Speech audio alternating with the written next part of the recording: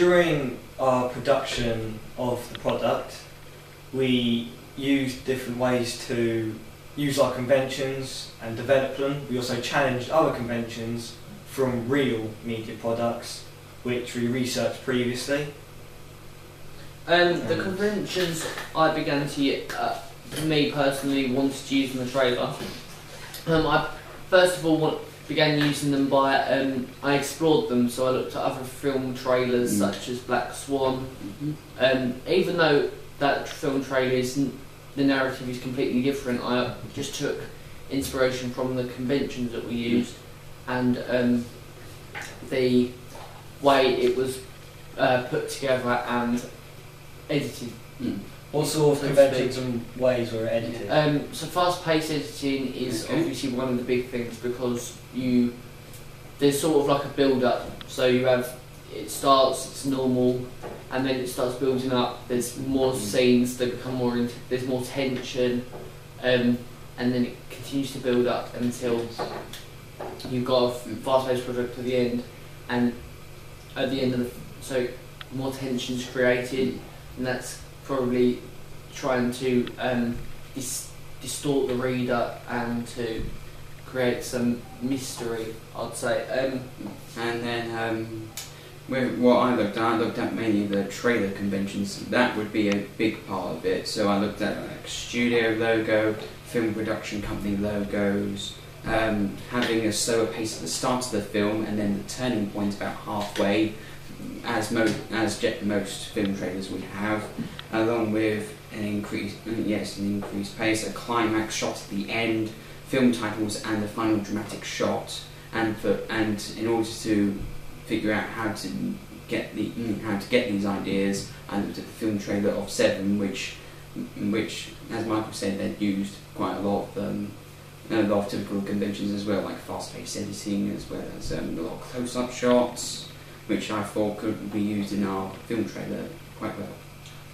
Our protagonist was quite disturbed, and I think that's probably a convention of psychological thriller disturbed characters, because they've always got some sort of problem. Yes. There's always some sort of underlying issue that the reader is clearly, the viewer, should I say, is clearly aware of by the end of the trailer. And I think in our trailer it's probably established by the end that there is something wrong with our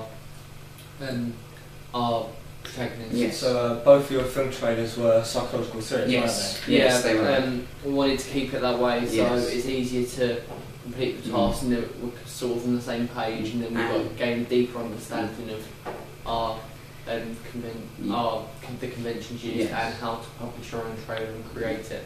And as you said about our main character being the protagonist of it, in most psychological thrillers it is generally the female sex. In most films in general. Yeah, the female sex would be the weaker one, and to which the hero of it would be the male. Which we challenged. Yes, we did. The male instead is the weaker one. We feel that at the start he is an okayish person, but then for the duration of it, he's the victim. Yes, his life ends up going downhill, and at the end, who knows what may happen. Throughout the film, he would be portrayed as the victim. Yes, but he's also protagonist. The main character, because he's essentially fighting himself. Which once again is a massive challenge of what we normally have, because, like you said, it's normally a woman. Yes, like stereotypically the female who's in trouble, the damsel in distress, that, and the big male who's the hero. Here's a save the day. But we haven't got that. Instead, it's him kind of saving himself as well. And another sort of conventions that I looked at were the magazine and the poster conventions. So, for example, the magazines, you had the big bold text, you had the headlines, the bright colours, you had the key signifier in the middle that's superimposed over, say, the masthead, or other little pictures in the background.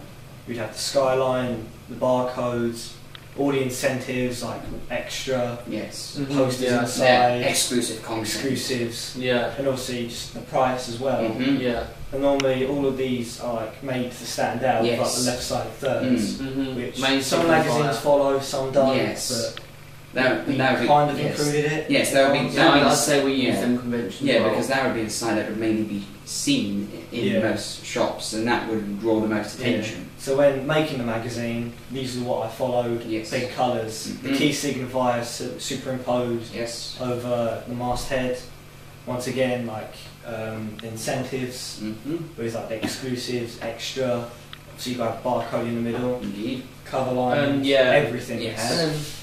And then with the poster, it's the same thing. I looked through loads of posters. Yes. I believe you looked at Inception mostly, yes, didn't you? I looked at a bit of Inception because it's very simplistic. It kept itself simple. And I quite liked that. And that's what I used for my inspiration for the poster. Yes.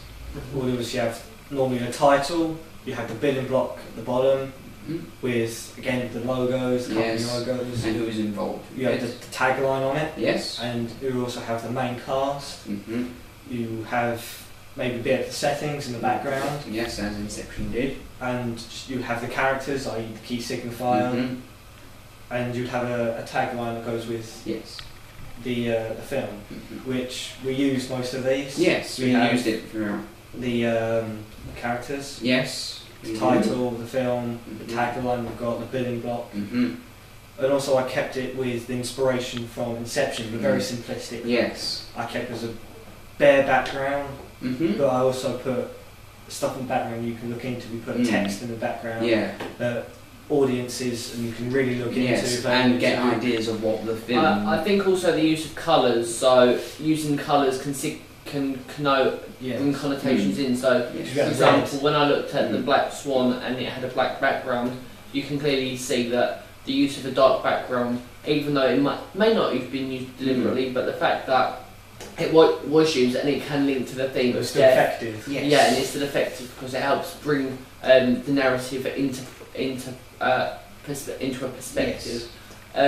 I think we developed the use of conventions and we put our own spin on things. So we instead of in our own film trailer we used 2 soundtracks instead of 1. I feel like considering we not many films do this, I feel like we did this because we wanted to make our brand and our genre iconic, and also it will create enigma and suspense for our viewers because they'll be surprised by the fact that they'll think our trailer's coming to an end, but then another bit of music kicks in. So I think it will help to provide different layers of suspense and different different points of so it will help because at the beginning it will help build up the tension because at the beginning it's definitely not going to be the same as it was at the end because the psychological thrillers, so as I said, the fast-paced editing will also help that and help to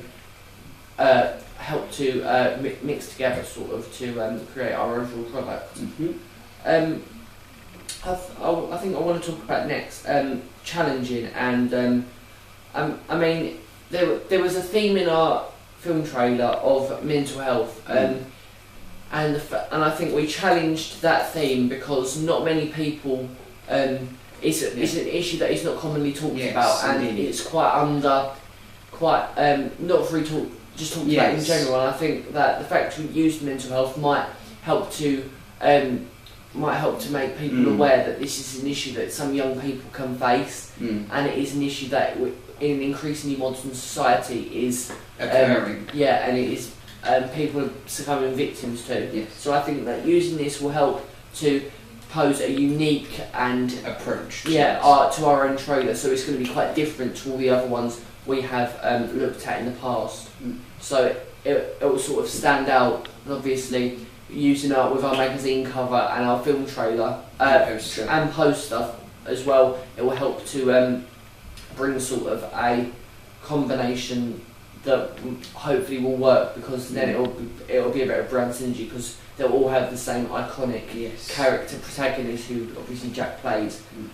When making the trailer, we followed the specific convention for a thing, and it's a theory of Todorov's theory, which is where you have the equilibrium, where everything's all normal, and you have the turning point where stuff starts to go wrong, maybe life flips on itself, and then...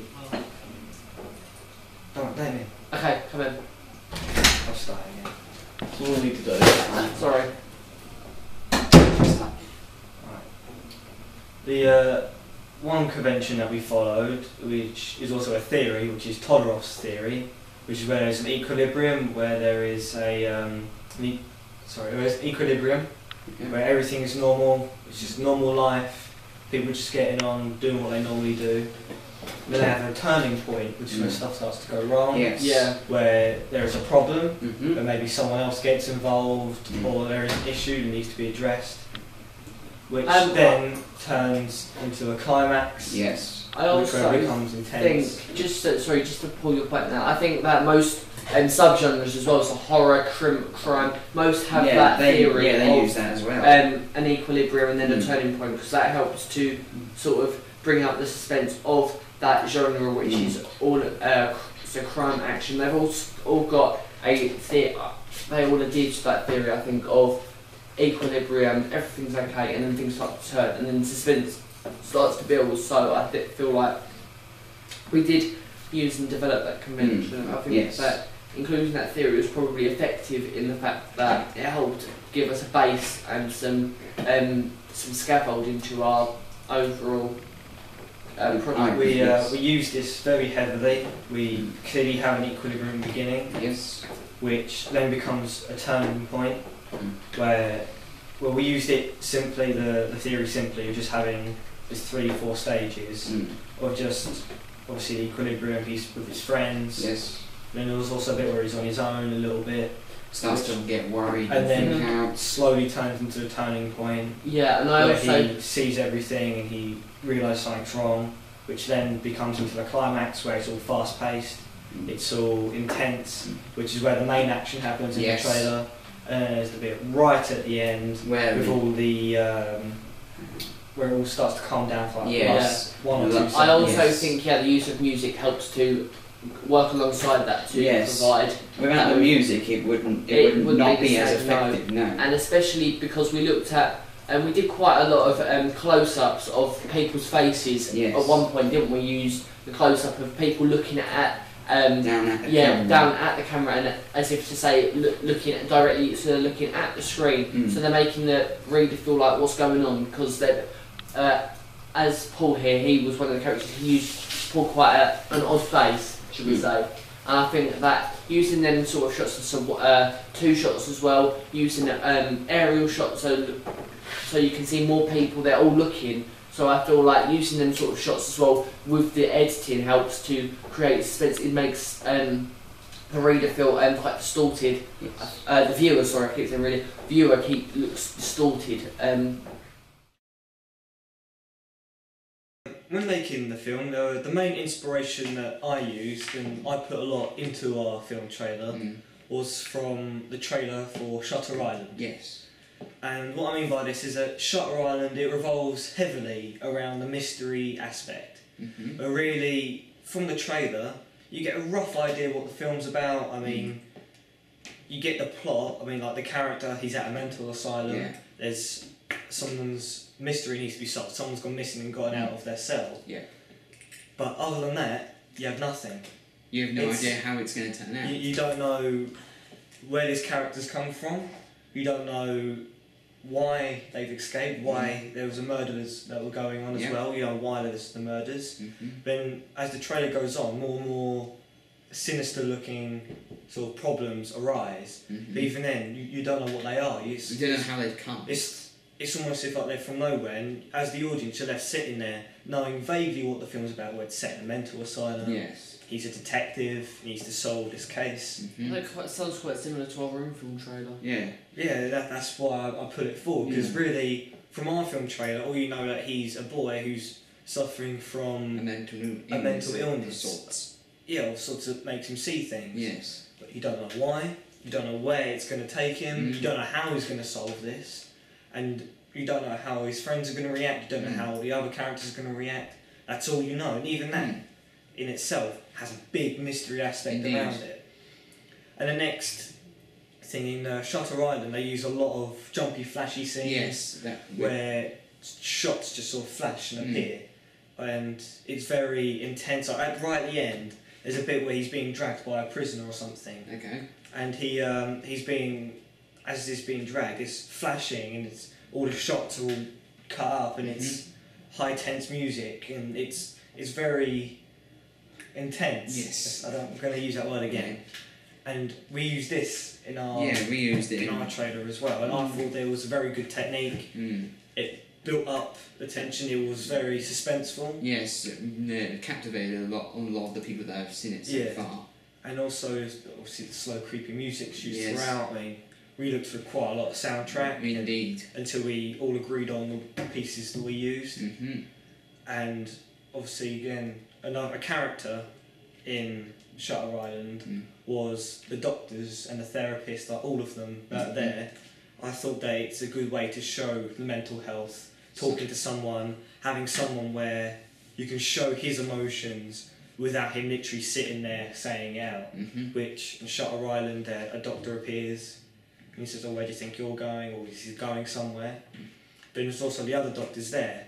So I thought if we included a therapist, there's someone that our character can connect with, or almost act as someone who can try and unwind the story from an outside point of view, which is why I put it in there, because I like the idea of having another character there for him to talk to without it directly affecting the story. There's also lots of loud sound motifs. Yes, there is. Once again, we used whenever something goes, when a turning point happens, the music changes. And it ends up building a lot more tense than the original music. Yeah, and especially towards when it starts picking up as well, the motifs become faster. Yeah, go And also, the characters used in Shutter Island, they're all creepy looking, they're all sort of unsettling. Yeah, they're all, I'm not going to say demonic, but close to that, I'm going to say. Like, they're all very, like, withered away. Yeah, they have that atmosphere about them. Yeah, like, a couple of them are slightly deformed. There was one man who had, like, staples across his face, I think they were. He always had a big scar following where his face had been deformed or something. And so I like the idea of using monsters as a reflection of emotions and thoughts, desires, and what he's feeling. So I got that idea from Shutter Island, where I saw all the creepy people. I could wonder, well, what could they possibly mean? What could they be doing? And I thought how I could change that, but to reflect our character instead. Yes, instead of others. Yeah, so when putting all these ideas together, we ended up with my basic idea for this film trailer, which we then all evolved on, which we then all developed, put all our conventions in, the Tolgoth theory, and also the challenges we've made. Yes. And they're all the ways that we challenged, we used, and developed our conventions throughout our products. For our product, yeah.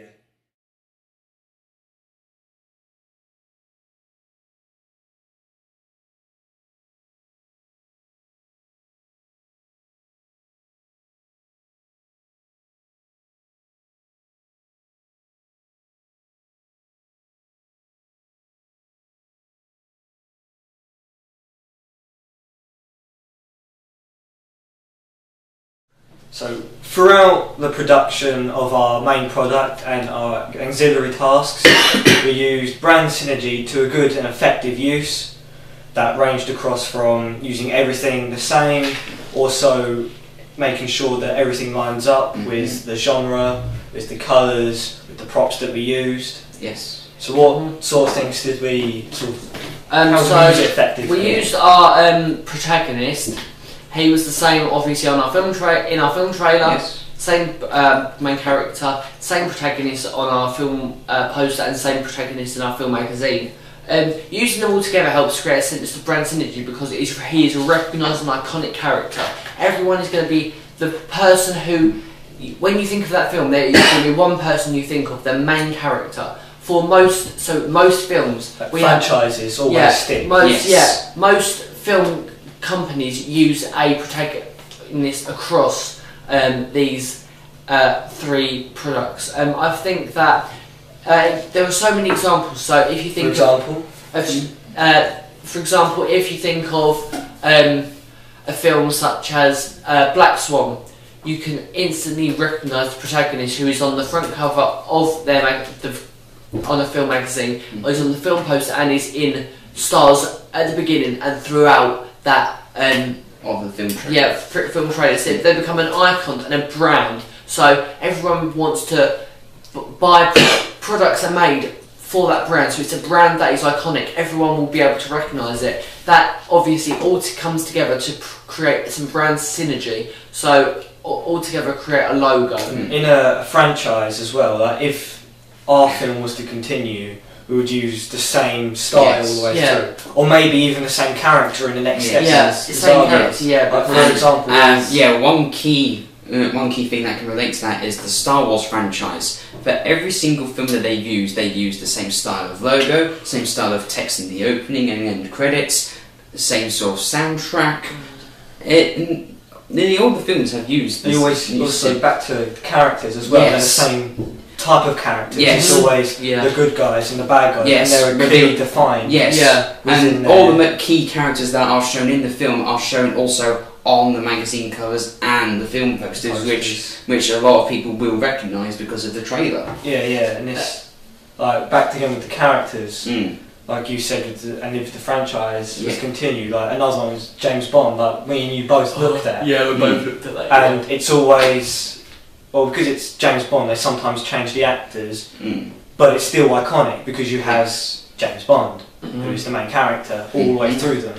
And they also have the same sort of music, the same logo. Yeah, and so we will put these together across all three of our products. Yes. So I think as well, just to pull away from that, I think that also using props and costumes, so some mise en scène, using that can also help create some brand synergy, because if a student is in his school uniform, he's going to be noticed by the person viewing as a school student. Yes. So if he's wearing the same outfit on all of them, it's going to be the person viewing this is instantly going to be aware that they go to school, so they're going to be a young person, they're going to be a youth. So also we used our diary, so we've got our diary in our film magazine, film poster on our film poster. So using that as well as in the actual trailer helps to create also balance it between the two. So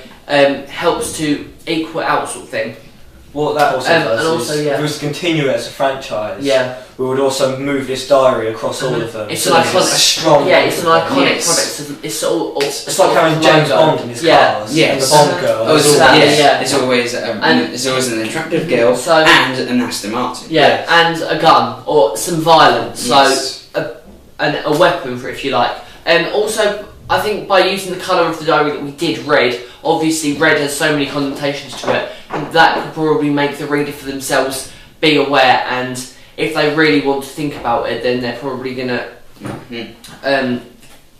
probably think that actually what's going to be happening in this trailer and in this actual film is going to be probably quite dark. So when making in the production, we made two logos. Yes. One of them was the production logo, the other one was the studio logo. Yes. I made the film production logo, which I believe what was the name? Cities. Big City Productions. Yes. That was it, And I made the studio logo of Dark World Studios. And using these, we made a brand synergy of our company, where our corporation. Yes, as we had it in the trailer, we also used it within the film magazine and poster as well. Just to interrupt you there. So using these companies, these logos, it's going to be quite iconic, because if you think of DreamWorks, they are known for making good films. Yes. So if you're using these brands, then they're going to be well known. They're going to be iconic for making these sort of films. So as soon as I think of DreamWorks, I think of well-made films that I would go and watch, or Universal. Companies like that are well known. So if we're using these, then they're going to be instantly recognisable. And even if you see the film poster before the trailer, even by looking at the logo, that seems like a good film, we could watch that. And then putting these together, you create a link between all of them, which is then becomes recognisable across all forms of the media. So once again, the posters, even if someone hasn't seen the trailer, they'll see the poster. If someone hasn't seen the poster but they see the trailer, they'll see the trailer, and with the magazine they'll instantly recognise, say, the character, and they'll link it with the corporations and with the productions. And it sort of creates a correlation, I think, between all of them. Yes. So there's a connection. Some of the also other aspects of the brand synergy we used was use of the colour red, which we did use across all three. Yeah. There was obviously once again the use of the diary. We used colours heavily. Yes, we did. Yeah, because I think there was quite dark. There was also dark elements. There was quite a lot of black, some dark colours. So from white to black, there was quite a lot of tone between all of them. Yeah. And I think that will probably help to adhere to the genre of psychological thriller. Because if you look at other films and if you think of Black Swan, instantly all of the colours, most of the colours used are black and white. It helps to create. It's again a logo, iconic. They're well known for using that. For our particular film, we like to focus on the colours as a reflection of the character. It will rely heavily on our narrative that they have. So what it is, it will reflect them. So that, for example, I'm wearing red now, which what we would have him wearing red if he was angry, because red, and you would link with sort of being angry, rage. Yes, and it was carefully crafted. With the blue, the dark, and it's you might think it's a bit calming, but at the same time a bit. You could show that he's progressing. Yes, and obviously with Michael with the grey, you could show you he's feeling down. He could be feeling upset, just upset in general. Yeah, and what we'd like to do, we like to use this across all of them. So the character be wearing black if he was feeling fully sort of down and evil, and or he be wearing. And at the beginning, where he's all being nice and happy, he's all wearing white and bright colours, which we then reflected again in our magazine and our poster. Yes. So in the magazine, I have him wearing black, and his face is drained to show those dark colours. It's to show that his dark reflection of himself. And then in the poster, we have him wearing red. There is one case where he's wearing black. There's one case where he's wearing purple. Which is kind of a mix between dark and light colours. You don't know how exactly he is feeling. Which is that's his balance, where he's in the middle, where he's coming to terms with it, but not necessarily completely. But he still has both sides. Indeed. We also used all of this, and if we was to make a franchise, we would push that forward as well. So like, for example, bringing it back to Star Wars, they have the lightsabers, which we would move forward. And we would keep that, but with our colours. So they have in the film the good side and the bad side being bright colours, the blues. Yeah, blues, greens, and yellows at times, but then with the bad side, it's all red. And like the dark side, it's all red and it's evil, and that clearly shows. So if we were to push this forward as a franchise, that would give us more brand synergy, making more of an icon, more of a company, and a sound base which people will recognise. So, right. That's that. Yeah. Is there anything else that maybe we could have used? That maybe we tried to use but we didn't? Because there was... What we wanted to do was use the theme of monsters in our thing, but because of limited resources, we couldn't physically make these monsters. I think the use of these props together will help reinforce the point that the character, the protagonist, is suffering from mental health difficulties. So I think, hopefully, the monster's inside his head. Yeah, maybe. And also, I was thinking that we could maybe keep one or two monsters as an icon. Like you always have that iconic villain. Once again, going back to Star Wars, you have Darth Vader as the villain. Yes. So you could keep one of these as a consistent reminder of what's happened. I think using all of these together has also helped. We've used it to good effect. And also I'd say to create awareness, because it will help make people aware, make people aware of mental health as an issue. So I feel like hopefully it would have created some awareness as well to overall hopefully create an overall effect.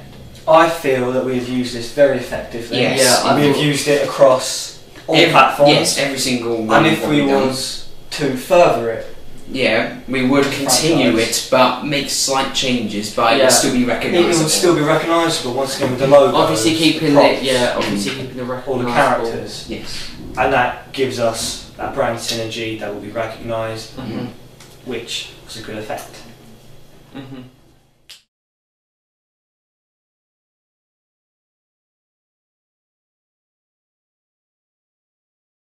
The next question is, what have we learned from audience feedback? Yes. So, how did we get our audience feedback first of all? Well, I took the liberty of doing this. I uploaded the film trailer onto my memory stick and then transferred it via laptop and that onto my phone, to which I then put it on Facebook.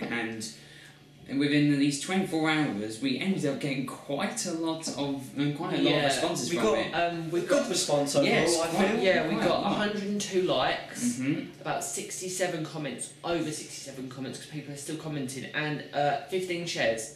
So that is a very good success. Yeah, very good thing.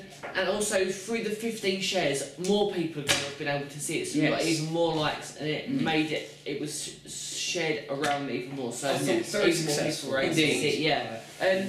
We put it on Facebook mainly because the audience who are on Facebook, so it's mainly teenagers that we are friends with, all of our other friends, and our parents. Yeah, friends. So that's the audience of a psychological thriller. Young children, young people. And if you look at the Blunder and Cats, it states that that from the 5 different areas that there are, 2 are the entertainment and personal identity, which is probably the thing that most appeals to people when they're watching. When you're watching a psychological thriller. So they're the 2 areas. The main response was that it was pretty. People enjoyed it. They thought it was good. And some even said that if it were to be an actual film, they would go and see it. Which I think that's a very good achievement. Yes, very good response. Overall, people said it was very impressive. They said it was good. And we got the response we wanted. We got comments saying it was scary. It scared scared me so much. And I remember someone that I was talking to had said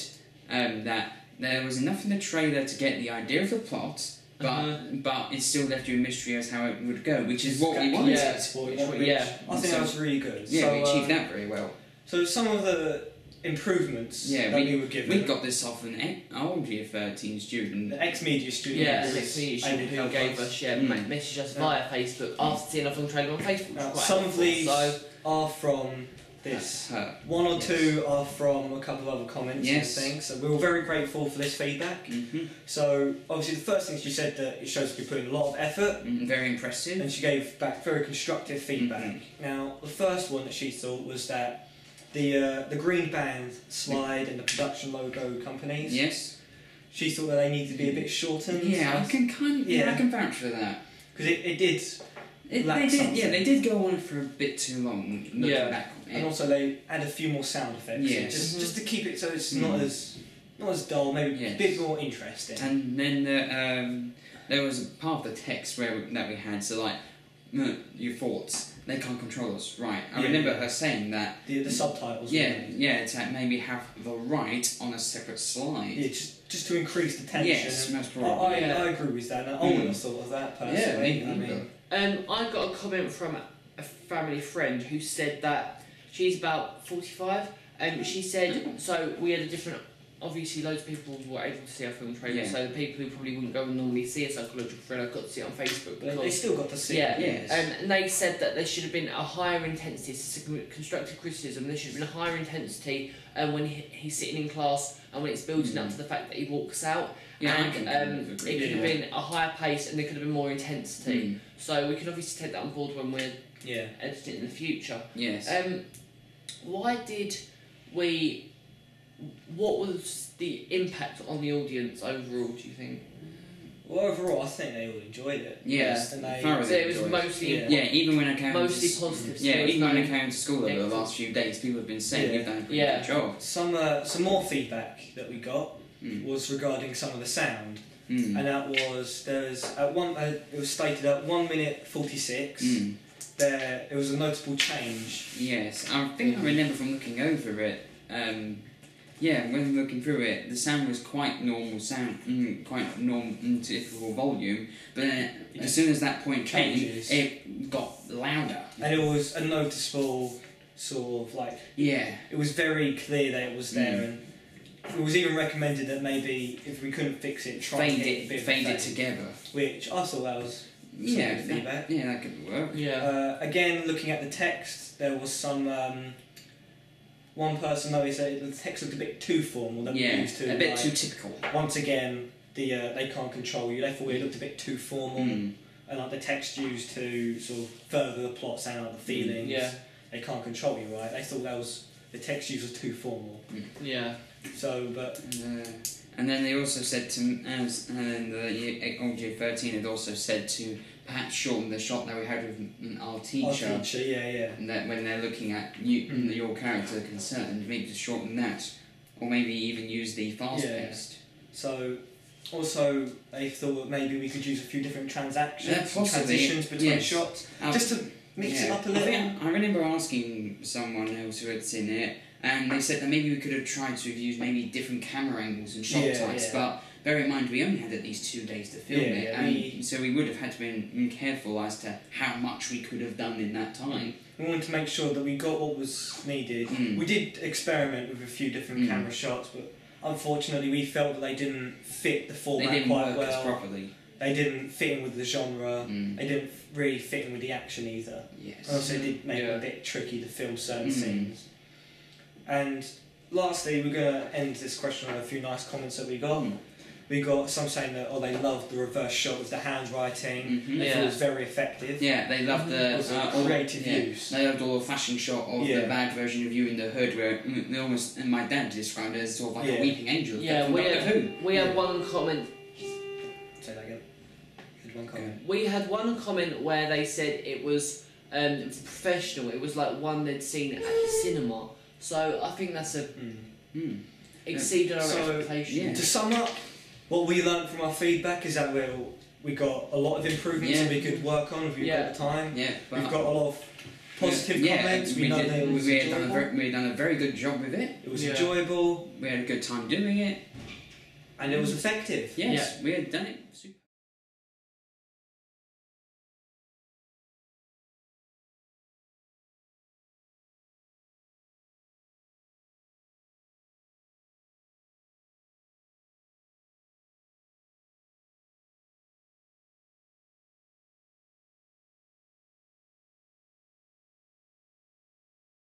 Right, the next question is how did we use media technologies in the construction, research, planning and evaluation stages? Right, so, first of all, for our research and planning, we used mainly PowerPoint to store all of the research that we made.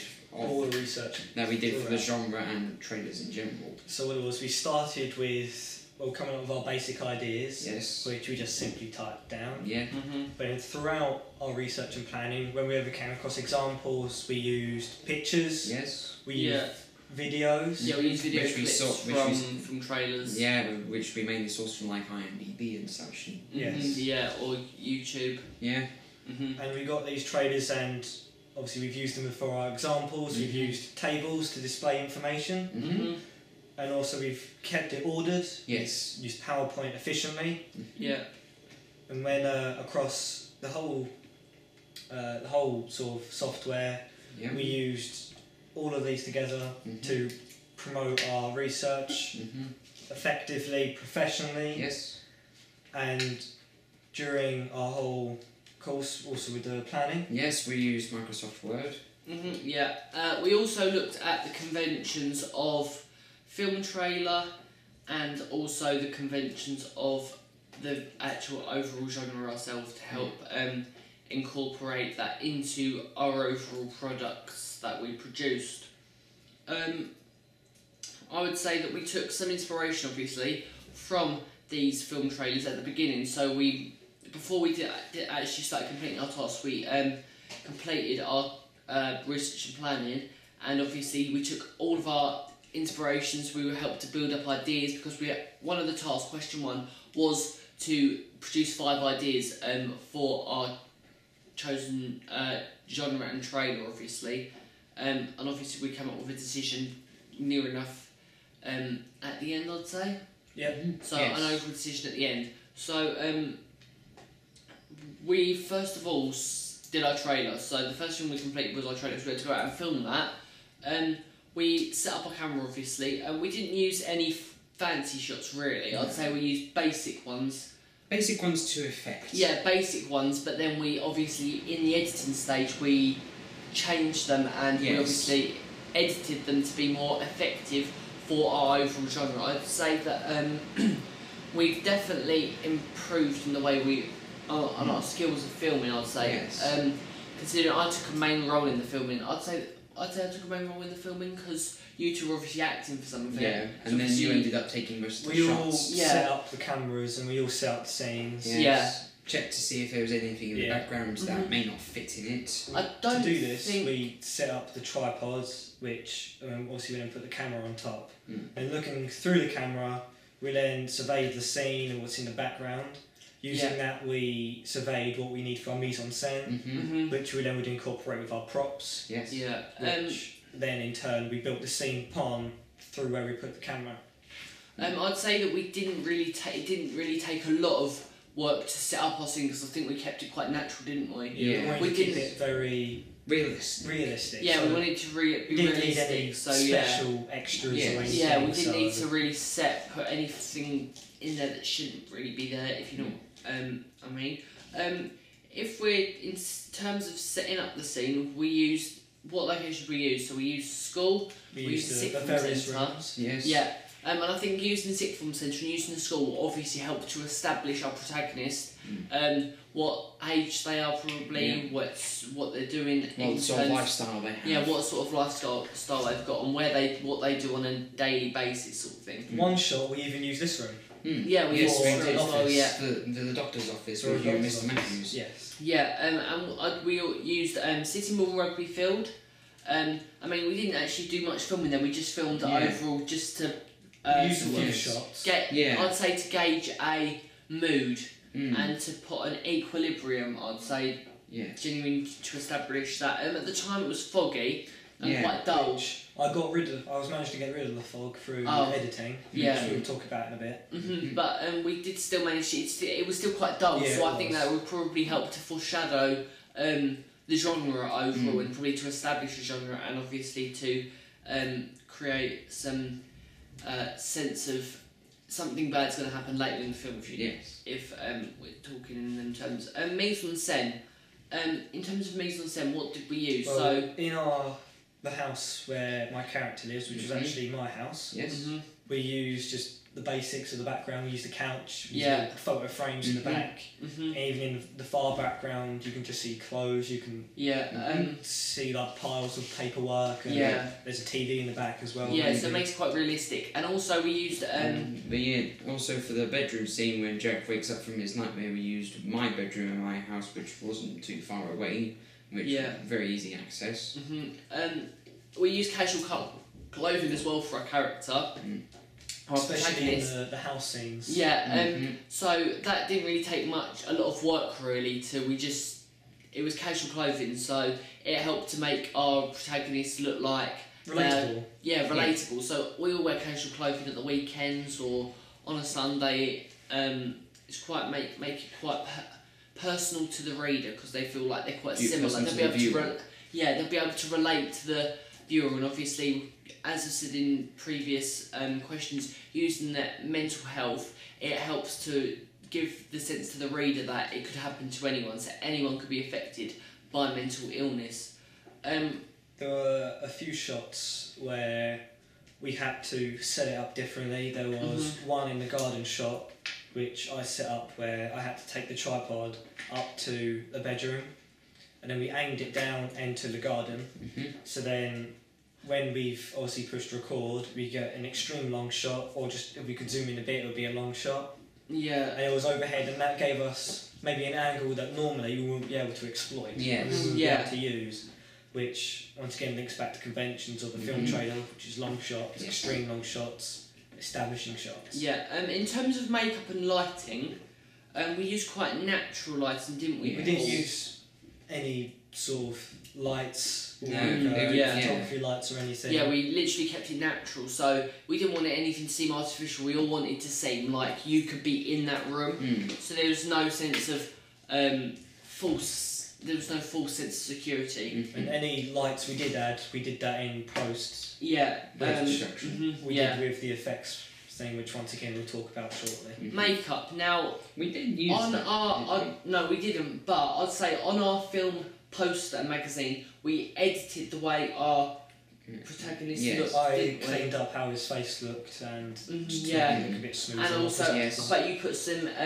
purple under his eyes. Just you added to his eyes. Yeah, because it makes it look realistic. Because I think we've all got probably a bit of impurity, should we say? Going through what he's going to be tired. He's going to look drained. He's going to look because exhausted. Once again, I'll expand about this massively when we get to the Photoshop stage because it's complicated.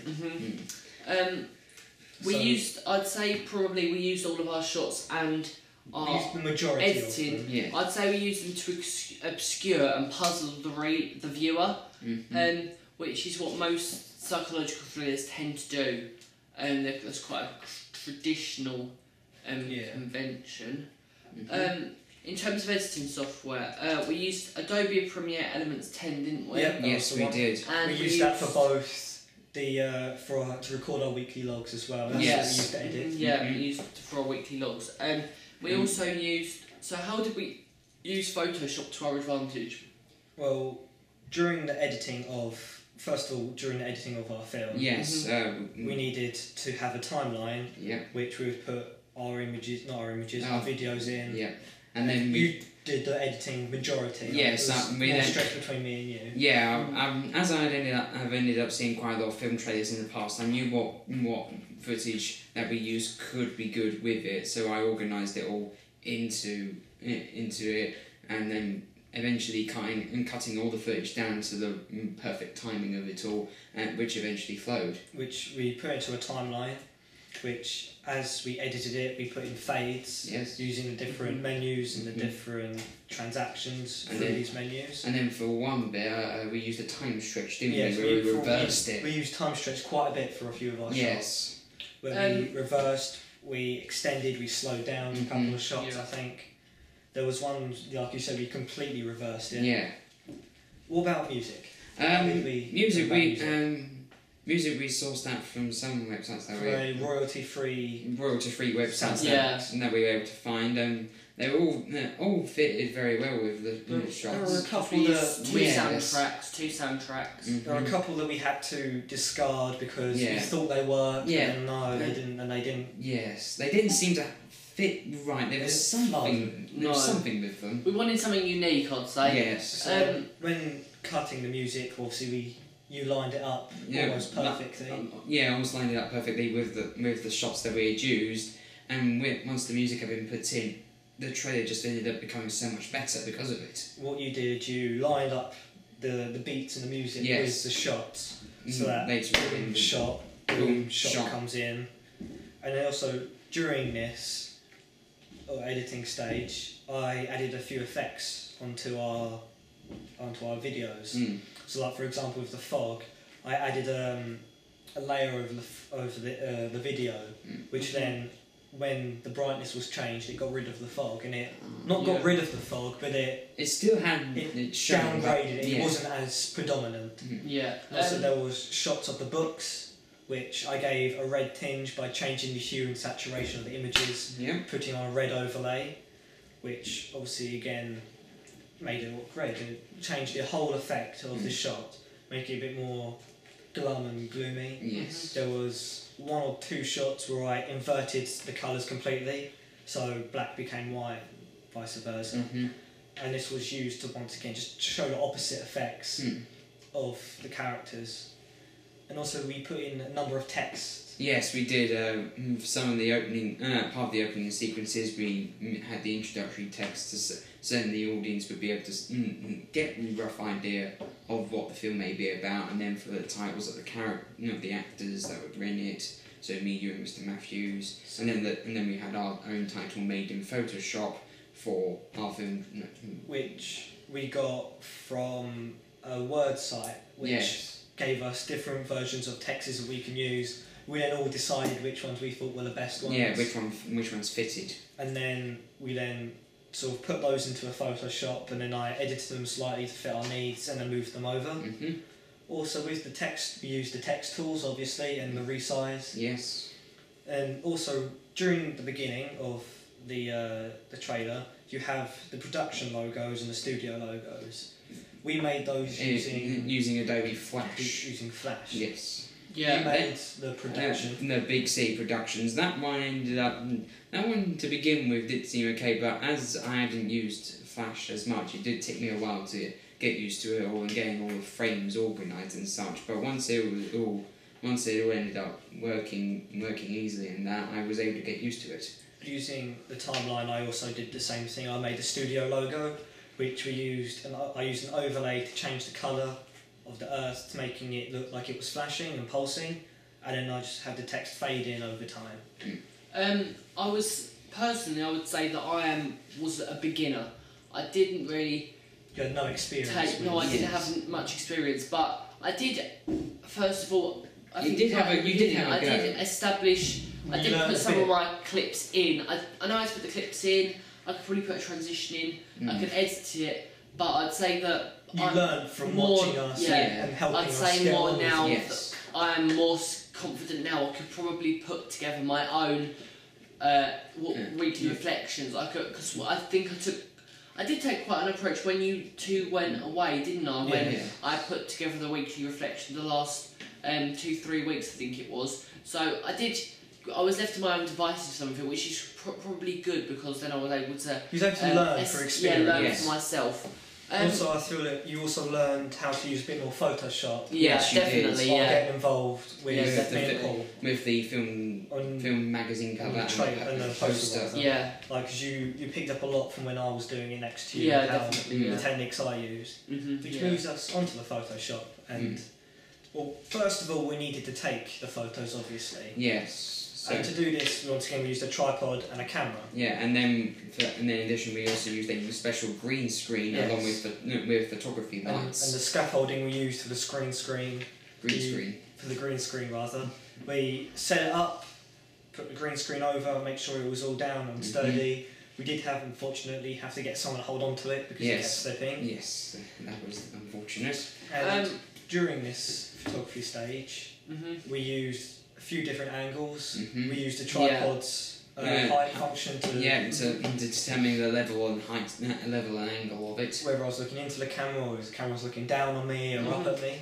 Yeah, in terms of actually creating our magazine cover, I'd say that first of all, I did take in the early stages. I think I did a few conventions. We added, obviously, using the ancillary tasks. We used what we gained, the knowledge that we gained there, to help to build up our actual magazine cover. I personally wanted to use a lot of red. I think we used red, didn't we? We used red, not to a great effect, but we did a little bit. But we did use on the magazine cover. We used more. Yeah, magazine cover. That was what I did incorporate a couple more into the poster. But magazine cover, in terms of red, we used that obviously to give the connotations that obviously we all know red has. So bad things, basically negativity, anger, all those other emotions as well. So then we obviously use the traditional conventions: masthead, key signifier, barcodes, price, left side first. Exactly. We wanted to make it look legitimate. Yes. So making it got a bit tricky. I mean, predominantly. I did do quite a bit of Photoshop. I've had quite a lot of experience with Photoshop. Yeah, I think there's only so much you can do in terms of without knowing much. Yeah.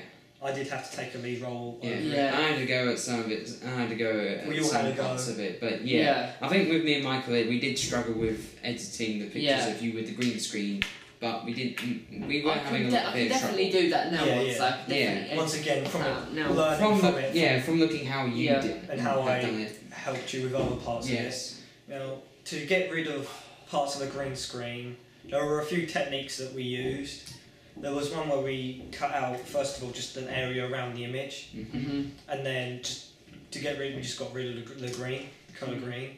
But unfortunately, because of just how the lightings work, you used to get green spills over parts of Yeah, the arms. and I have a bit of green tinge And over quite a it. lot on white as well. Yes. You could see a reflection of the green. Yeah, definitely. When I come to registering that, I did notice that. Yeah. And to get rid of this, I used an overlay layer, an extra layer, which then you would turn opacity down and you would use different colours to go over the green. And then eventually try and match it the same colour as what you were wearing. And with the colour of the skin or white, and you would have to find a right balance to try and mix them with.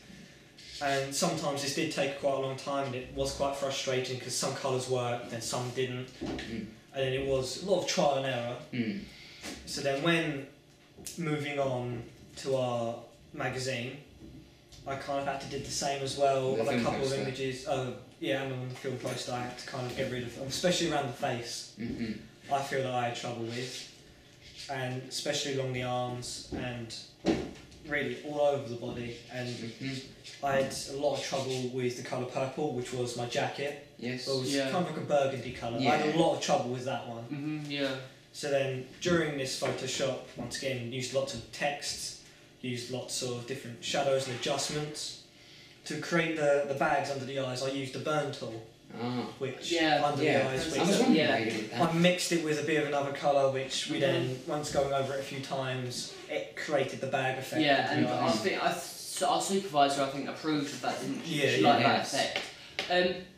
There, obviously, overall, what would you say we've mainly learnt this year, or what do you think our main skill is we've learnt this year? I'd say I've learned a little bit more about the Premiere Elements. I mean, I wasn't able, and if anything, the only technique I'd learned from year 12 was the fade in and out and that, and cutting the shots down. But then I eventually learned about the time stretching. That was something new for me, which I found quite useful to do. With that experimental side, we actually did learn quite a lot. I mean, I personally did as well. I wasn't very good at the editing side, but once again, I gave it a go.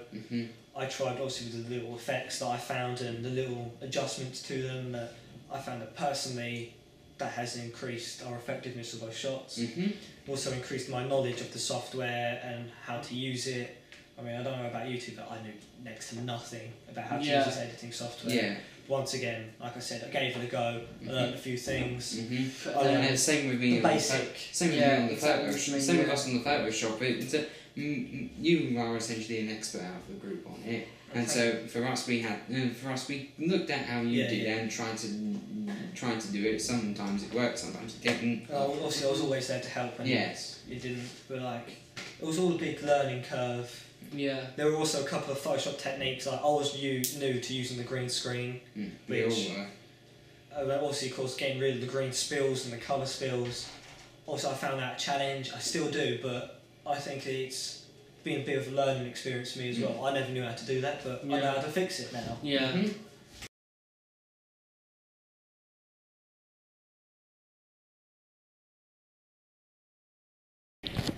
This is our director's commentary, and we're going to start from the beginning of the trailer. I'm Jack. And I'm Michael. And right, so off we go then. This is first of all, you'll see the green band slide. This is obviously a part of all trailers. It just wants to show that it's suitable for all of our audiences. Just to make it clear. We wanted to also make it seem much more of a actual real life trailer rather than one. Yeah, and we didn't want to restrict it either. And after so we wanted everyone to be. We didn't want to limit it to an audience, a certain audience. We wanted it everyone because everyone's different. So next we're gonna talk about the audio, and well, first of all, just on the green band slide, there is no audio at all. Before we just keep it simple, as it doesn't really need audio to go with it. Yeah, it would also help to build up anticipation. I mean, it's not very long, the silence, but anticipation, so they want to see what's going to happen next straight away. So they probably want to cut straight to it. Yeah, and it's not really important either. And so, next we move on to the production logo. This is obviously the production company that we made for the film trailer, as well as the own logo that we made in Flash Animations. Yes. Yeah. Obviously, we want to make it look realistic. And it's called Big City Productions. And then followed by. And then a couple of seconds later, we have the studio Dark World company, Studios. which I made, which is obviously Dark World Studios.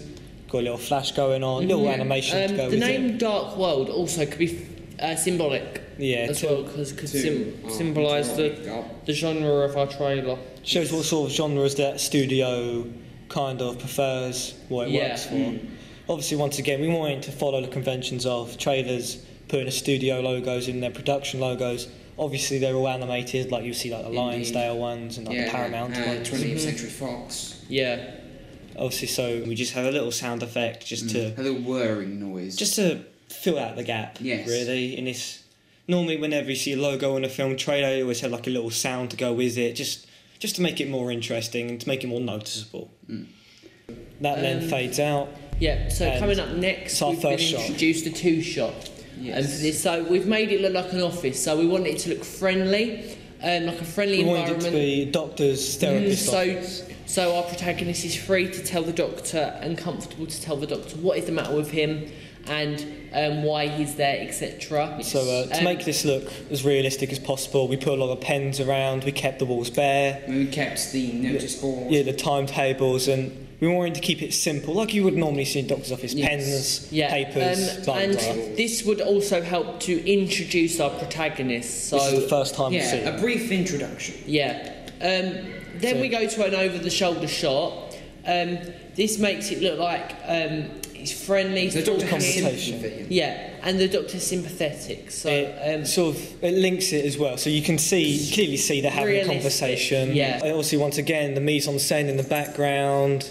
Obviously, like the microwave, and you've got like the kettles, and once again, just make it look like an office. Yes. This then progresses on to our first text. Yeah, and before that, it just helps to give us an equilibrium, a narrative. It gives context and background to what we are doing. But at the same time, it gives you nothing. So it's just feelings, it's out of place. It's meant to be nowhere. Yeah, and then we've got a slide full of text. Well, this is just one word actually, but it helps create synthetic personalisation. Gives more context again. It's unexpected enigma. Okay. Yes. So, and anyway, this moves on to our next shot. Once again, back to the conversation in the office. The main character looking very nervous. This is to give character development. He looks worried. He's giving little twitches on his hand. And the doctor questions, "Is he okay? Has anything happened?" And it gives a nature and a background to maybe he's shy. Maybe he's This gives him the nature of his character. This background subtly gives information about our character, what it's going to lead to. Yeah. And it just sort of it leaves us looking at wonder what he's going to do. A voice cue where there's just nothing in the first shot, and then in the next shot there's just voice and dialogue. We wanted to keep this so it was easy to hear. Yeah. So there was nothing else that really was getting in the way. We wanted it to start sort of very slowly. So then over time we could then build up the tension, which really I think worked pretty well. Yes. Once again, now another text slide that appears. They can't control us, right? Rhetorical question. Leaves an enigma. Yeah. To the plot as well, which obviously now you know that feelings are linked towards the plots. Yeah. Which makes and you also wonder. creates. It also helps the audience to interpret it. Okay. Yeah. Get an idea of and what think they can't control us, right? So it's like a play on words. Yeah, and you wonder where this has come from. You wonder what this has to do with the narrative.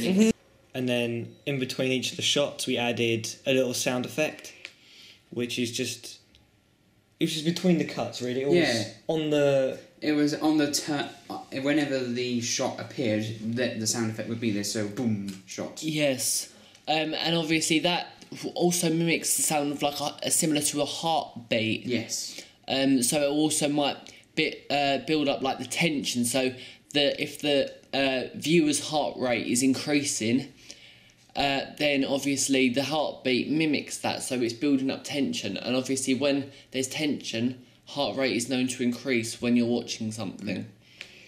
Next we come up to our extreme long shot. So Jack's walking down the road. It's ordinary. It's bare, realistic. Yeah. Makes him seem as if he's living a normal life. And it also gives the location. As you can see, there is a sign there saying Chatsworth Drive, which gives you a location of where this is set. Yes. Yeah. Which is quite a small location, bit out It's of an the way. equilibrium again, obviously. Then we go to a track and zoom. It tracks him as he's going, showing So his maybe journey. he's being followed. maybe this could be also foreshadowing what will happen later. Yeah. So maybe he's starting to be followed, or maybe he thinks he's being followed. It gives the illusion that something's going on, something's behind it. And it also adheres to the genre of psychological thriller. So we thought that we would keep it very natural, so just a little bit of bird whistling if you listen closely, it's just wind, there's not really much else going on. Yeah, it's realistic noise. We wanted to keep it so very natural. That's what we were always aiming for, because we wanted it to be believable, really. Next, Paul, we've got... Yes, we have the 2 shot in the sixth form centre with Jack talking with his friend Oliver, played by me. Looking very friendly. Yes, it shows as if yet again living a normal life. He seems to be very very kind and considerate. Yeah, it's very happy. Full environment, equilibrium. Living the perfect life for a teenager. This is the main part of the equilibrium coming up. Obviously, the beginning was the equilibrium, but this is where you see his normal life. It portrays him as happy to start off with. You can't hear their audio very well, but you can clearly see that they're talking to each other with the sound effect continue murmuring over, really. And it kind of, you can say almost like a vibrating sort of sound. And this just sort of keeps you sort of drawn in. It keeps you wondering what's going on. Yeah, it keeps the attention at all times. It starts creating an enigma. Yeah. And it's very mysterious music. It's very eerie. Gets the audience interested, but also it's also wondering what is going on. Thought-provoking as well. It builds. We wanted it to build an atmosphere, really, because to get the idea that there was something going on, but it wasn't clear. Then we come to another 2-shot, normal teenagers playing a game. So he's got playing a friend, Xbox. someone who comes around his house, having confident with him. Just they're casual. They're wearing quite casual clothes. Not particularly doing anything. Symbolic of the fact that they are relaxed. Yeah, he's happy. Just hanging around. It's just nothing's happening. Perfect. Nothing's wrong. The 2 characters were playing the Xbox. Really, we got them on their faces, so we wanted to make sure that the audio of the game was clear, which means you know what they were doing, even if, say, you couldn't tell what they were doing, you knew they were playing or watching TV of some kind. Yeah, and using this audio just helps to refine the explanation as to what they're doing. So it's specific. And then obviously, again, using this is down to life. So it's pretty much realistic. So what is typical of what normal teenagers do? They're playing games. Violent games often is what teenage boys stereotypically like to play. So that's why we use that. And obviously we built up and were able to build up a narrative around this element of the film trailer. Now, next we have an extreme long shot, which is from a high angle. Once again, this makes it look, the key signifier is the swing ball set. It looks lonely, kind of looks out of place. As you can see, there's also light in the middle, which obviously suggests that there is some hope, there's light going on, there's positivity in his life at this moment. But then also in the shadows, you've got a lot of overgrown shrubbery around it, suggesting that there is something going on, maybe. Suggesting maybe it's been neglected. Yeah, suggests that his life might have got out of control. Let his feelings get out of control. We use the darkness to also represent that it's closing in. As you can see, as you can hear, the music is slowly building up. Yes. It's more like an eerie noise now, isn't it? It starts to get faster. Yeah, so you start to know something. There's a turning point coming up, as you know. You're warned about it through the music. So this also helps to foreshadow. It's pretty effective in what in the role it's playing within the film trailer, because without it, the tension probably would not be half as intense as what it is now. So then this progresses and fades onto Jack playing swing ball. Once again, we use the shrubbery to show that his feelings have been neglected. Obviously, when you think of an overgrown bush, it's been neglected, it's been left. Yeah. We use this as a symbolic reference to his feelings and what's going on inside of his head. So obviously, and also he's lonely playing a 2-player game. Yeah. This is symbolic of his character, a little bit lonely. Other than his one friend, he's lonely. He hasn't got anything going on for him. That's what that represents. And then we come to a mid-shot. The mid-shot, followed by a close-up to which he ends up waking up from a nightmare. The dark room suggests, obviously, evil, it's dark. Yes. Sinister. But the covers over him, they represent he's insecure. He's right up to his neck. He wants to get away. But they're right up to his neck. Yes. Which suggests he's insecure about something. Yeah. Obviously, as an audience, you don't know what that is. We wanted to keep it psychological thriller, which means the audience don't know much. No, and then we come to a close-up again when he wakes up. So we've come, it's sort of like a transition from a close-up to a mid, where mid-shot, to a close-up. So it shows that he's coming towards the camera. So we've done that deliberately. It's surprise as well. Yes. So it keeps their attention. Yeah, the audience is very doesn't know what's going to happen. To see how he's responding to it. Obviously, then this is where the music really starts picking up. It starts becoming even more faster. This is where the action then slowly comes in. And we wanted this, as it obviously it's reaching to the point, it's building tension, you're waiting for something to happen. It keeps the audience on edge, which really is what we wanted. Yes. And we did it quite well, I think. Used it to good effect. Yes. Yeah, and this also builds up, because then you've got, or so I thought. So which it's is like the a next build-up, so it builds up to the next question. Okay? And it answers the rhetorical question we've seen earlier. Yeah, his mental ability is being affected. And also this tells you that the trailer is from the perspective of the main character. He's answering his own questions. Yeah. Also, I thought we wanted to show that this is from the main character's point of view. And as you can tell already, between each text slide that we've had a sound effect that leads into it. This is to, obviously, it's almost like a sound motif. Yes.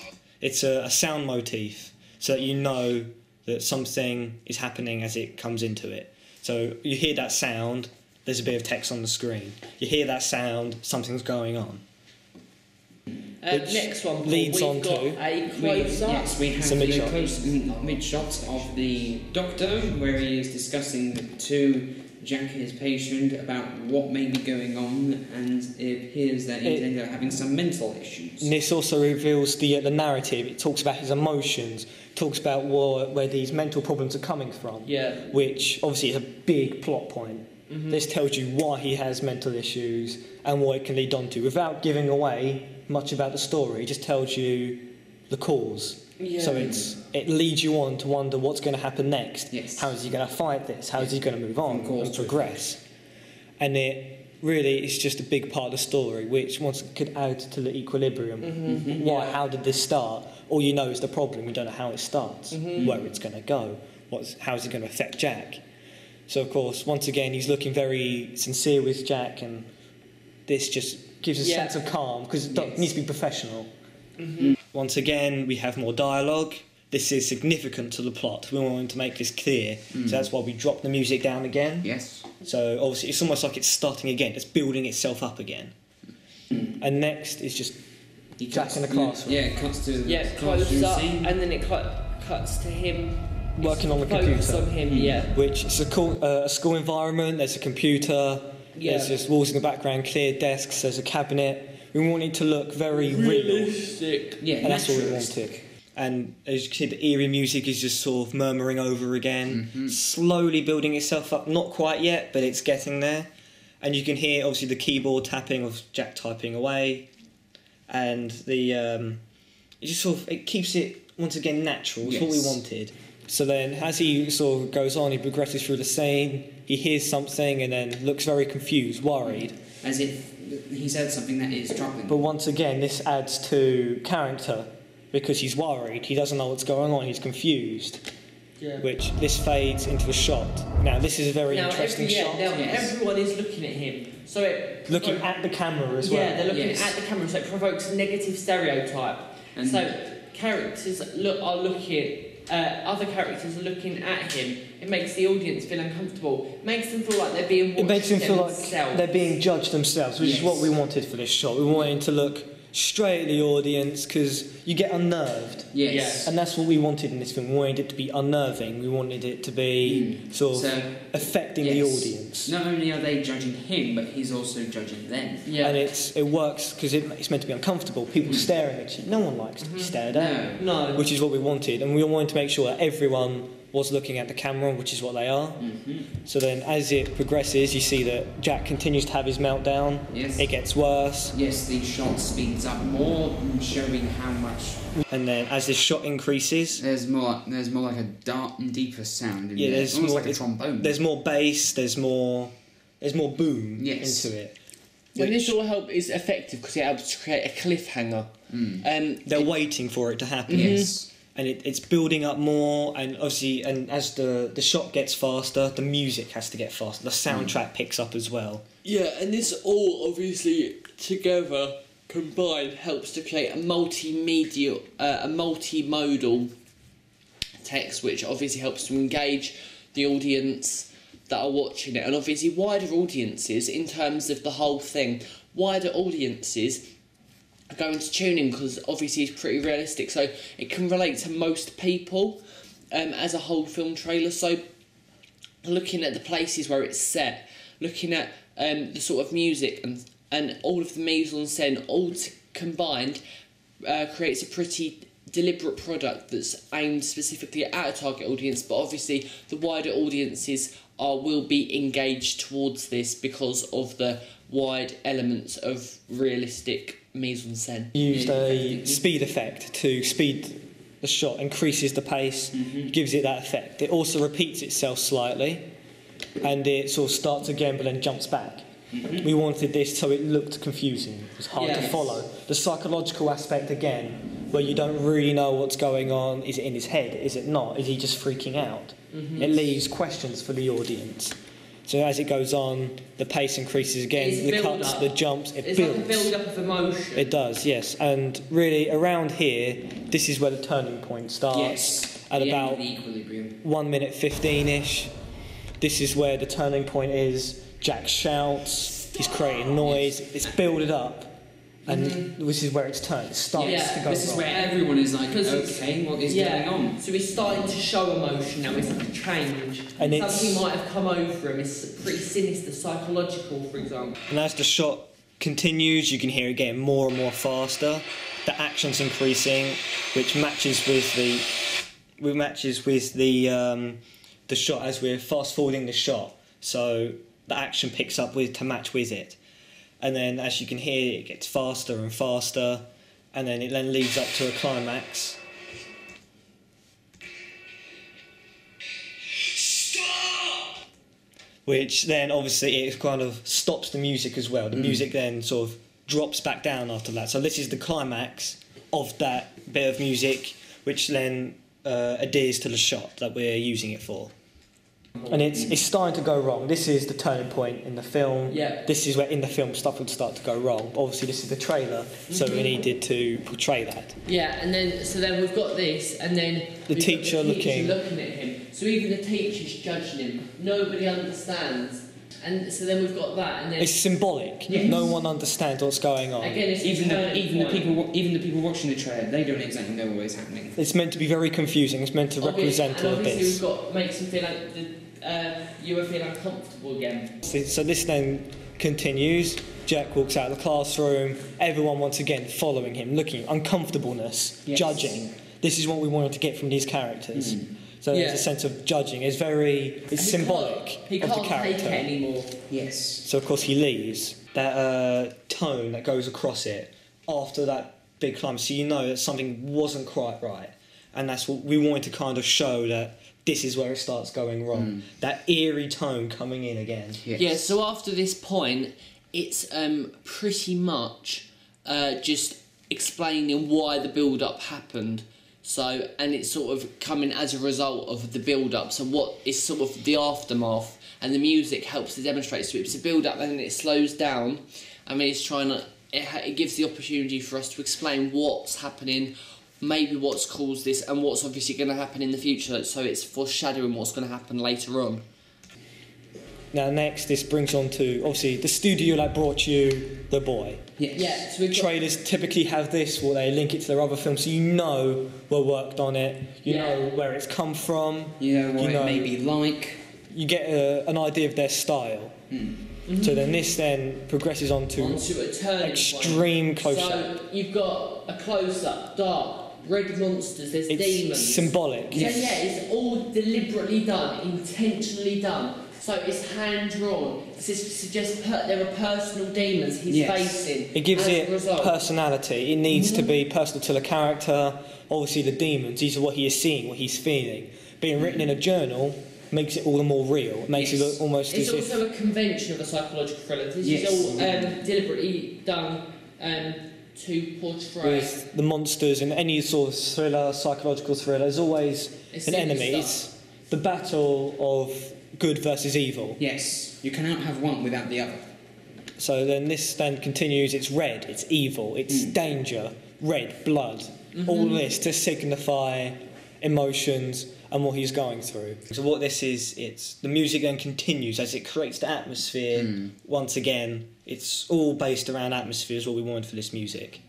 Because it's very, it sort of draws you in. It's you can tell there's nothing quite right because you're looking at it and then obviously they've got this music over the top, which then suggests to the viewer that this is significant. It has something going on. Yeah, something is definitely wrong. It's something with, and it's not right. Yeah, and then we come up against text. Another form of text. Just to chuck in there, so it's sort of disrupting what's happening, sort of calms the tension down, then comes back again. It's like a reminder. So one to a bit of calm, and then to another. So it's like flash, it's cross-cut. And after this is a 1 minute 40 is where the climax starts. There's a small build-up to it, where characters are looking down at the camera. Once again, unnerving, it's unsettling, you're being judged. Disturbs. You're being looked straight at. And then this, straight after, the music picks up. Immensely. This is where really the climax of our trailer starts off. The music adheres to it as well. It needs to follow with it. So as the action goes, the music increases, the pace increases, becomes a bit louder. It then it synchronises with the shots. So you did that because you had it where each shot hit a beat. Yes. Or when the shot cut away. Yeah, eventually when going through it, I had it fit to every beat, so therefore it would be more snappy and more interesting to the audience. And this, in turn, it builds tension and suspension. And then it shows a very high-angle shot looking down on the main character. Hands all over him. Kind of gives a feeling of claustrophobia which then cuts to an inverted image of one of Jack's demons going straight at the camera. Which, obviously, once again, all of this is just to show off uncomfortableness. Where the characters were looking over Jack, it leads into this. It follows through smoothly. This is to show off the effects of the film. Obviously, this isn't going to be the finished product of it. It's just a trailer, but it's to show off there is effects, and it's unnatural. It's made to not look normal. Yes. It makes it look weird. It's, once again, relating back to monsters and the symbolism that follows with it. The demons inside.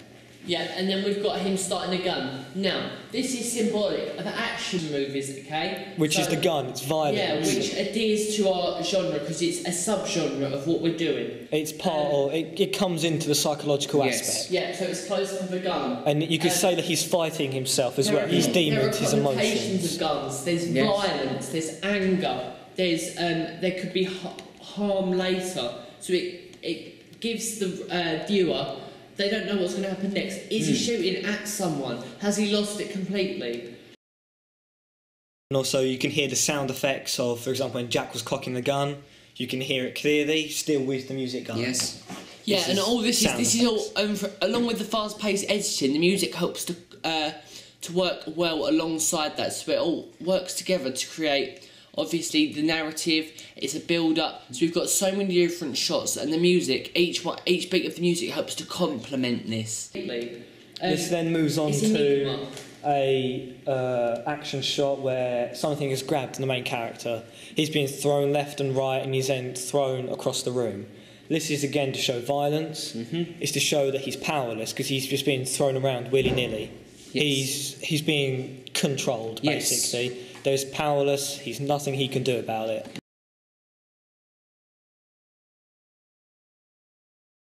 It keeps going, it's faster, it's still building. And now once again it's more orchestral now, isn't it? Yeah, it's slowly become sort of an action-y based music, Yes. because where the tensions build up, we're going to see more violence in the characters, pushing each other, being thrown around. Yeah. And this is all part of the climax, so it's fast-paced. It's one yeah. shot after another. It's quick. And then it then moves on to a shot of Jack wielding an axe.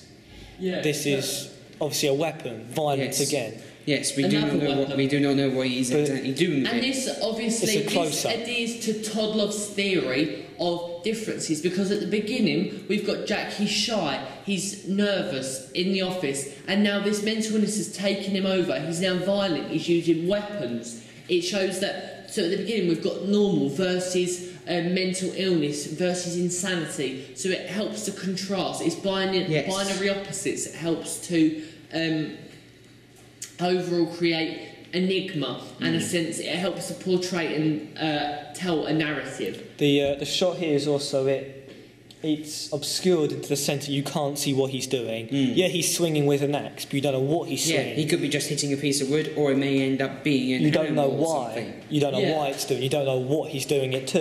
It's Yes. enigma. This all yeah. links to enigma. It makes the audience wonder what he's doing, what it's leading to, why he's doing it. Which then obviously progresses onto more violence between the two friends. This suggests conflict. This suggests that his equilibrium is now affecting his personal life with his friends.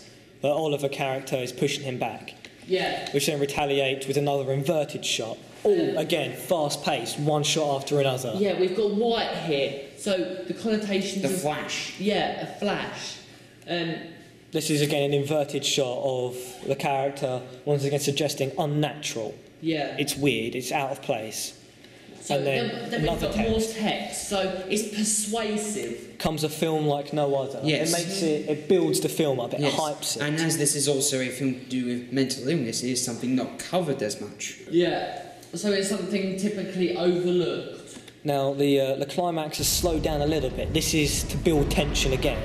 Once again, we've got symbolism shots of the drawings. These are different drawings this time. Once again, red, the danger. glow. Yeah, and the pace begins to pick up after this shot. So we've got red again, more connotations. And it's once again like with the monsters, and it's just made to once again repeat. It's bringing it back to his book. It's bringing it back to his personal to show you that it's personal to the main character. Yes. This then obviously it's dark, evil, all the conventions of a psychological thriller. It's unnatural. Something not to be messed with. It's meant to unnerve the audience, because if they was to see this and to have someone to say well, this was their life, they'll be a bit creeped out by it. They'll be Yes. scared. This is meant to have the horror aspect in with the psychological, Yes. so that it makes it unique. Now we're introducing the actors who played these characters once again in their environment. So you have Liam Matthews playing the doctor, the therapist, in his office, and then you have Paul Lawrence playing Oliver, who's then just walking down a road being happy. And then obviously now the characters' names are appearing and the actors' names are appearing, and the music is still going, still holding on to that tension while giving you information about the film.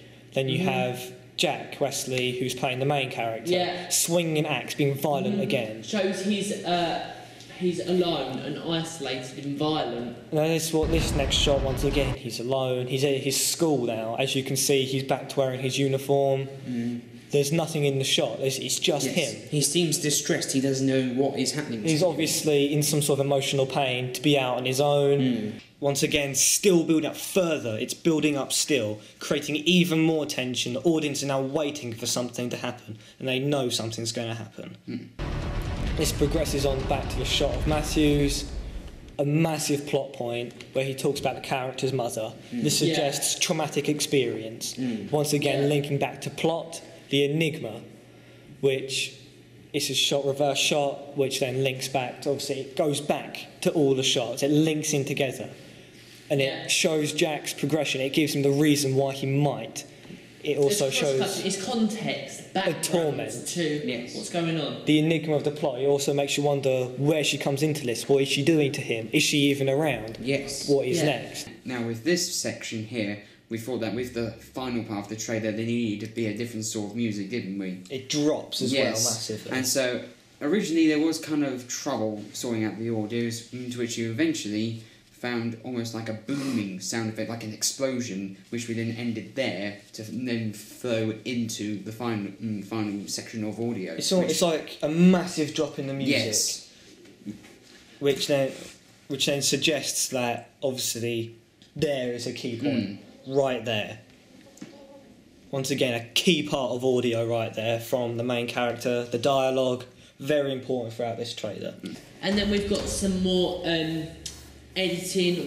What have we done here? We switched the we reversed the shot. Yes, yeah, we reversed it. So the speed was reversed, so the shot basically plays backwards. And then the pace is increased. This is where the pace now increases again. Because it shows that fast-paced editing, this is a typical convention of a psychological thriller. It's always got fast-paced editing, so it creates a sinister narrative. But then this takes us neatly to our final climax.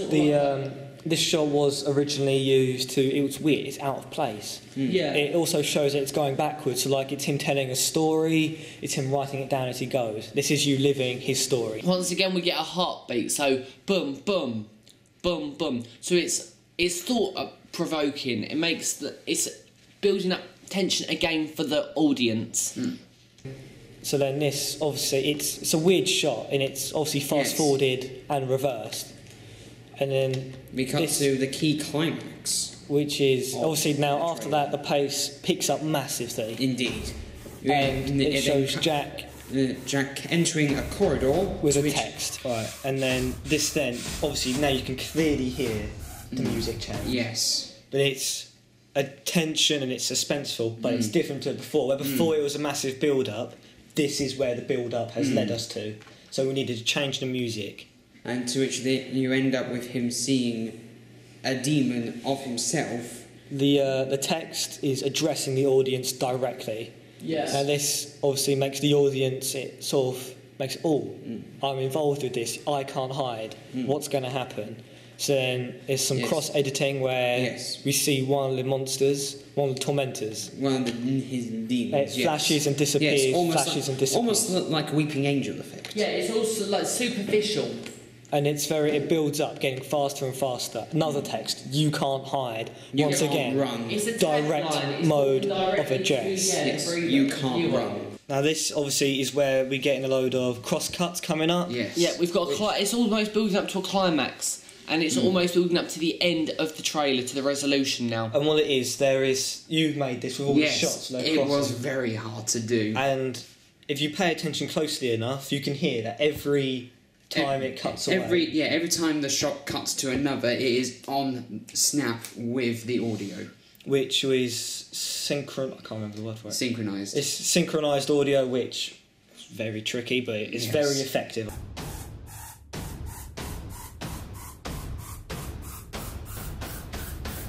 Which then, obviously, the main scare of the film and the trailer is where the character is super close up to the camera, further building up, still getting faster. The beats are getting faster. The drums, which will represent the heartbeat, it's faster still. Yeah, and with the footage of the demon character approaching it, also helps to build up the tension even more. It matches with the audio faster, and it gets faster. Then the drum beats then get faster and faster, which is it's a close-up. It's extreme close-up. Makes the audience jump. It scares them. Once again, the horror aspect of what they're doing, it builds up. And this is the end of the climax. The title then appears, Untold Thoughts. This is a typical convention in most films. All films, really. Well, all films, yeah. The majority of films. And this is the resolution part. Obviously, then the music almost it stops, but then leaves it on one note. Like ding. And it's one continuous note that leads you. It's sort of at the end explaining what's the aftermath is of this narrative. So what's happening next? So it's not going to be a bad ending, but at the same time, there's going to be an aftermath that's going to have to be dealt with. It's sort of narrative related. It's always related to the narrative. Right, and here is the title, which is where this one note plays over. Just keeping it simple, it ends sort of the like trailer. a sum up. It's summing it up at the end. It rounds the trailer off. Sums it up at the end. It's a conclusion. So Untold Thoughts links back to the actual story itself, the narrative. And then of a splintered mind, you get the idea. The tagline that goes along with the film, the slogan. So it sort of rounds the title off, it rounds the film off. Now, Untold Thoughts we originally made as, because it's inside of his mind, it's an untold story until now. And then of a splintered mind, his mind is damaged. And then there is just a final shot, climax is now over, it then brings it back, calms it down again. We wanted this so it gives back a sense of calm. Yes. It sort of finishes the trailer, and it finishes it quite softly, quite gently. It's a mid-shot. And also with the doctor saying, there is nothing to worry about. Suggesting that it's all going on in his head. It's really, he's going to be okay. But is he? It kind of leaves the audience on a question. It's Enigma again. And then it obviously leads on another title slide, coming soon. With social media links. This is obviously another convention, the social media, the Twitter. It's like a cliffhanger, because if the audience are leaves it on. enticed, they want to go. They'll go and want to watch it. And then they'll want to try and find more information about it using these links. Yeah. Which then ends the trailer. A conclusion as well. And then obviously we've done that at the end. It sounds almost like whispering. Yes. So it's related to the fact our protagonist has a mental illness. It's related to the fact he's probably hearing voices. And also, we could, on the other hand, say people are going to be whispering in the cinema when watching this trailer about what the trailer's about. Yeah. If they want to go and see it. So it adds a final. It's just a final effect. Just to finish the trailer. So yeah, there's a causal link between them. There's a coming soon, and there's the Facebook links, there's the Twitter links, and it all just ends up with that last little sound effect, and it's all just finished. There was another clip at the end as well, where there's with the doctor, the final teacher. This is once again all audio has stopped, and it's sort of the dialogue. It kind of leaves your audience sort of wanting more, and that's what we made it to do. And throughout the trailer, you will notice that as the trailer starts, Jack is wearing quite light clothing. His shirts are white, and as these progress, they get darker. They become blue, they become grey, they become black. These are all to represent his different emotions and what reflect in his demons. So the white, obviously, he's pure, he's happy. He's enjoying himself, that's what's going on. And it becomes grey, where he's unsure. He needs his friend for support, where he's playing the video games. And then there's blue when he's upset. When he's upset, yeah. And then there was grey, obviously, once again, when he starts panicking. This is where it starts turning. Yes. And he's wearing black when he's unsure, when he's... And then there was also red. There was also red at one point, yes, where Jack was wearing a red jumper, it was reflection of one of his demons. It's very symbolic, which is what we wanted. Psychological thriller stays symbolic all the way through. So you've got the white, the black, the blues, the greys, the reds, all come into his character, all different parts of him, all of it linking in.